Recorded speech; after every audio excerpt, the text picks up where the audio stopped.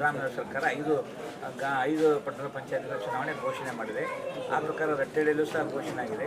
ಬಹುಶಃ ಹಿಂದೆ ನಾವು ಯಾವ ರೀತಿ ಬೇರೆ ಬೇರೆ ಚುನಾವಣೆಗಳನ್ನು ಮಾಡ್ತೀವಿ ಅದೇ ರೀತಿ ರಟ್ಟೆಡೆಯ ಪಟ್ಟಣ ಪಂಚಾಯತಿಯ ಕಾಂಗ್ರೆಸ್ಸಿನ ಸದಸ್ಯರು ಚುನಾವಣೆ ನಡೆಸ್ತಾ ಇದ್ದೇವೆ. 15 ವಾರ್ಡ್ಗಳಾಗಿವೆ. 15 ವಾರ್ಡ್ಗಳಲ್ಲಿ ಸರ್ವಸಮ್ಮತವಾಗಿ ನಮ್ಮ ಪಕ್ಷದ ಅಭ್ಯರ್ಥಿಗಳನ್ನು ನಾವೆಲ್ಲ ಹಿರಿಯರು ಕೊಟ್ಟು ನಾವು ಮಾಡಿದ್ದೀವಿ. ನಮ್ಮ ವೀಕ್ಷಕರಾದ ಸಲೀಂ ಅಹಮದ್ ಅವರು ಬಂದಿದ್ದರು, ಆಂಜನೇಯರು ಬಂದಿದ್ದರು, ನಮ್ಮ ಜಿಲ್ಲಾಧ್ಯಕ್ಷರಾದ ಸಂಜೀವ್ ನೀರಲಿಗಿ ಎಲ್ಲ ಮುಖಂಡರು ಸೇರಿ ಸರ್ವಸಮ್ಮತವಾಗಿ ನಮ್ಮ ಅಭ್ಯರ್ಥಿಗಳ ಆಯ್ಕೆ ಮಾಡಿದ್ವಿ. ಅಭ್ಯರ್ಥಿಗಳ ಆಯ್ಕೆ ಬಗ್ಗೆ ಎಲ್ಲರ ಸಂತಸ ಮಾಡ್ತಾ ಇದ್ದಾರೆ. ಪ್ರತಿಯೊಬ್ಬರು ತಮ್ಮ ತಮ್ಮ ವಾರ್ಡ್ಗಳಲ್ಲಿ ಚುನಾವಣಾ ಪ್ರಚಾರ ಪ್ರಾರಂಭ ಮಾಡಿದ್ದಾರೆ.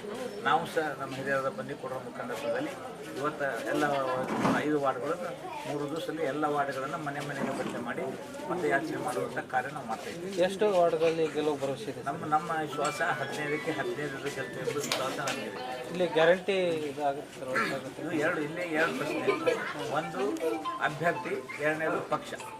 ಉಳಿದಿದ್ದು ಇಲ್ಲಿ ಗೌಣ. ನಮ್ಮ ಅಭ್ಯರ್ಥಿಗಳು ಕೇವಲ ಚುನಾವಣೆ ಬಂದಿದೆ ಅಂತ ಅಲ್ಲ, ಚುನಾವಣೆಯ ಪೂರ್ವದಲ್ಲಿಯೂ ಸಹ ಜನಸಾಮಾನ್ಯರ ಜೊತೆ ಸ್ಪಂದಿಸೋರು, ಗ್ರಾಮದ ಸಮಸ್ಯೆ ಬಗ್ಗೆ ಸದಾಕಾಲ ಹೋರಾಡ್ತಾ ಅವರ ಸಮಸ್ಯೆ ಬಗ್ಗೆ ಪ್ರಯತ್ನ ಮಾಡ್ತಾರೆ ಒಂದು ಕಡೆ.